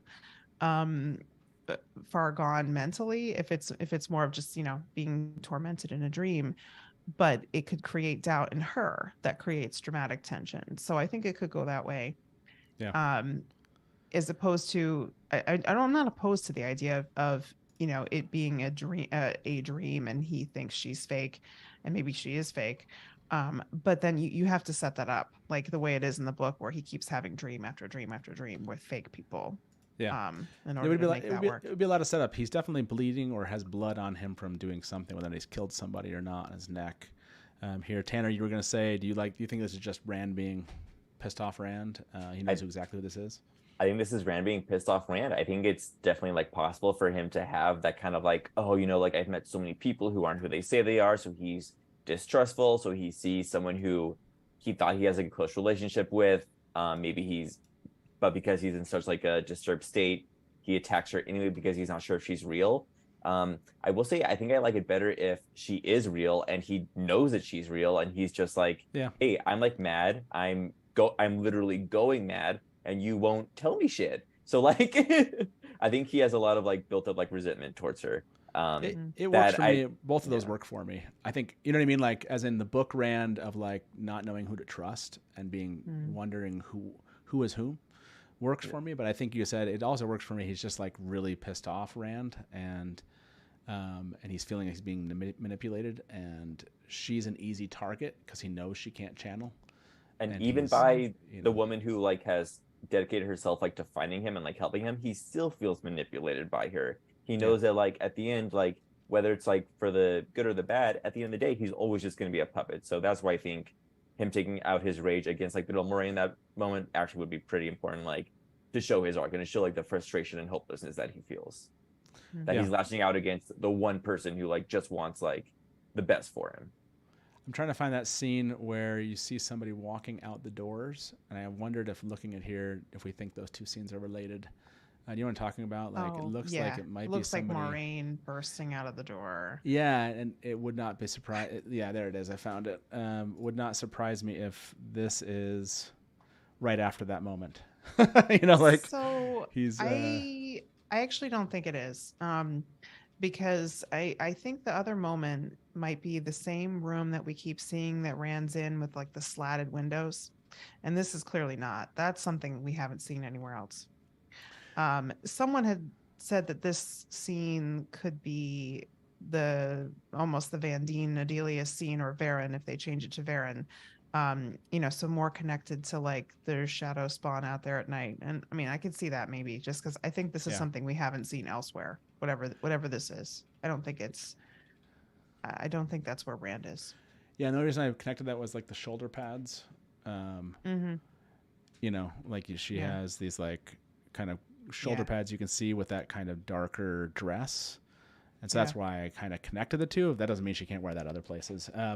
By the way, this poll, 112 of you voted, was what is Leandrin doing here? Hiding evidence, 34%. Memorializing her red sisters, 26%. Something else, 40%. So people are still curious about that one. Okay, there's a lot more theories. We're gonna call it here, everyone. There's a lot more to talk about. Like this one, was Matt being dream tempted? You know, we'll have to come back and do some more theorizing, and you know, talk about the theories we didn't talk about. So for those of you that are still watching or watching afterwards, please at the end of this, like the video as you leave and leave us a comment with a theory that you wish we would have talked about that we didn't cover. And hey, Tanner, you made it through. I don't know if this was how did that work? Was it pretty? Did it go away that you were even doing this? And did you enjoy yourself? Yeah. Honestly, yeah. I was kind of nervous before we started, but like 5 minutes in, I just started talking about Wheel of Time, which is something I like a lot, with people who like it too, and you know, it just became a natural conversation among friends. So yeah, I really enjoyed it. So thank you so much again for having me on. It was fantastic. Absolutely. I hope you'll come back. Rebecca, always wonderful to see you. Reading the Pattern, everyone, if you haven't checked out Reading the Pattern, you should. Rebecca is always does my favorite. I would say you and Lesbian Nerdy, you always have like really, really like deep commentary. Lauren has this like crazy ability to just like thread things together. He just like writes scripts to his videos. It's like wild, but I love when you and Lesbian Nerdy actually start breaking down like your thoughts on it. It always comes across very like well considered. So I love that you put out a reaction. If you guys haven't gone and seen Rebecca's reaction, you should go watch it, and we'll make sure we put that link maybe in chat for those of you that are here. And like I said, yeah, for those of you that stick around, please, as the video ends, make a comment. Let us know what you think we got right, what we got wrong, and what we missed. It was not every theory, but it was every theory we could cover in just about 2 hours. That's what we managed. And I did talk about some in my breakdown that we didn't get to. So, you know. Yeah, there you go. So some of the ones we didn't even mention are in all the breakdowns. I think if you go check Rebecca's out, and there's a lot. There's a lot of breakdowns that came out that cover even more than we were able to cover today. So thank you all for being here. This is a blast. We will be back, like I said, every Wednesday. We plan to cover the news in the morning right around 12 p.m. Eastern every Wednesday, and then come back at night and do a show. And I think we have to do a fashion discussion. Kyrian, like, what are we going to get? Are we going to get the shaved head, like the front forehead with the powdering? Are we going to see that? Are we going to see the striped dresses? What have they translated into actually the show? That'll be interesting to find out. So thank you all for who are in chat, and thank you to my guests. And as we say around here, good night from the Dusty Wheel, and smash to black. Welcome to the Dusty Wheel. Hey, welcome back to the Dusty Wheel. You went right to kill it. Look at you. You're already. You're just done. I mean, this is like this is one really of the well. biggest scenes. And now I'm like, great, my turn. And if you don't like that, and you want to say, well, Robert Jordan could have made the two rivers all white. He could have, but he didn't. So, Just complimented me on my dress, and as you can clearly see, I'm sad. not I see Lukomi as something along the lines of a Shada Haran analog. It does make sense why it outlasted the breaking. Yeah. See, consider why I have Therese in the show, because she's going to correct everything that. Hey everybody, welcome to the Dusty Wheel Show. What? Meme Off Challenge! Yay! Carol's like baby face mounted on like a huge body. So like all of a sudden, this is not just like, a traditional fantasy, right? There are sci-fi elements. And just a moment ago, Rafe tweeted something. So let me get my guests in here with me, and probably I would say put in 70-80% of the work. I got to be over the shoulder and be like, no,